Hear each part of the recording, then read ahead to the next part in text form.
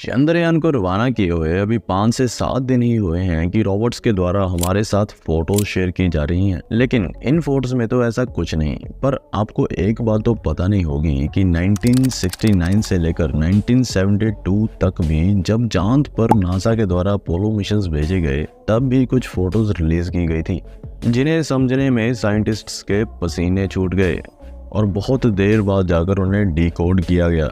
But उससे भी बड़ा सवाल ये है दोस्तों कि क्या है इंसान का चांद से रिश्ता? क्या सच में चांद इंसान का ही है? क्या इंसान ने चांद पर पहला कदम रखा था? कहीं आप नील आर्मस्ट्रॉन्ग तो नहीं सोच रहे? हो सकता है कि नील आर्मस्ट्रॉन्ग से भी पहले कोई चांद पर जा चुका हो।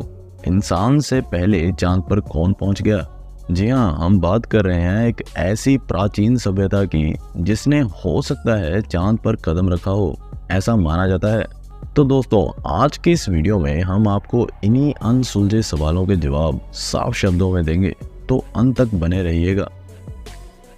चांद के ओरिजिन की सबसे ज़्यादा मानी जाने वाली थ्योरी कहती है कि सबसे पहले सिर्फ अर्थ होती थी, बट एक दिन इस अर्थ से कोई एस्ट्रॉइड टकरा गया जिससे धरती के कुछ हिस्से और उस एस्ट्रॉइड के कुछ हिस्से बिखर गए। बट धीरे धीरे अर्थ की ग्रेविटेशनल फोर्स की वजह से वो सारा मलबा धरती से दूर ना जा सका और धरती के आसपास चक्कर लगाने लगा और धीरे धीरे उसने चांद की शेप ले ली और इस तरह से बन गया चांद। लेकिन दोस्तों, इस थ्योरी के ऊपर भी बहुत सारे सवाल खड़े होते हैं जिन्हें आज तक साइंटिस्ट हल नहीं कर पाए, जैसे कि एस्ट्रॉइड का अर्थ से टकराना और बाद में रेवोल्यूशन करना। बिकॉज अगर फिजिक्स को पूरी तरह से ध्यान में रखा जाए तो एस्ट्रॉइड की स्पीड, डायरेक्शन और अर्थ की ग्रेविटी की वजह से ये सब पॉसिबल ही नहीं था। दोस्तों, ऐसे ही कुछ सवाल हैं चांद की फार साइड के बारे में। चांद की वो साइड, वो हिस्सा जिसे इंसान सीधा नहीं देख सकता, तभी तो वहाँ भेजे जाते हैं चंद्रयान जैसे मिशंस।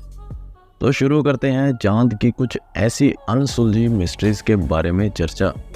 नंबर 1, चांद पर क्रेटर्स में कुछ अजीब जगह है। दोस्तों, सबसे पहले आपको बिल्कुल आसान भाषा में बता दें कि क्रेटर्स का मतलब चांद की सतह पर ऐसे गड्ढे जिनका आकार गोल है। तो दोस्तों, इन क्रेटर्स की भी कई साइंटिस्ट के द्वारा जांच की गई और उन्होंने इन क्रेटर्स में कुछ ऐसी फॉर्मेशंस देखी जो नेचुरल नहीं लगती। दूसरे शब्दों में कहें तो स्पेस से जब कोई मेटेओर या कोई पत्थर चांद पर गिरता है तो वो एक क्रेटर बना देगा। लेकिन अगर ये क्रेटर किसी पत्थर के गिरने से बनते हैं तो उस जगह पर जो आकार है वो गोल या फ्लैट होना चाहिए। पर आप देख सकते हैं कि इस क्रेटर के सेंटर में कुछ गोल गोल चट्टानें बनी हुई हैं, जैसे वो किसी के निवास स्थान हो। जी हाँ, आप सही सुन रहे हैं। कई साइंटिस्ट तो मानते हैं कि ये जगह किसी एडवांस सिविलाइजेशन या किसी इंटेलिजेंट स्पीशीज के बेस हो सकते हैं। लेकिन ये अब भी एक मिस्ट्री है दोस्तों, जिसे अब तक सुलझाया नहीं गया। नंबर 2, चांद पर गाड़ी के टायर्स के निशान। आप इन तस्वीरों में देख सकते हैं कि कैसे चांद की सतह पर ऐसे गाड़ी चलने के निशान पाए जाते हैं।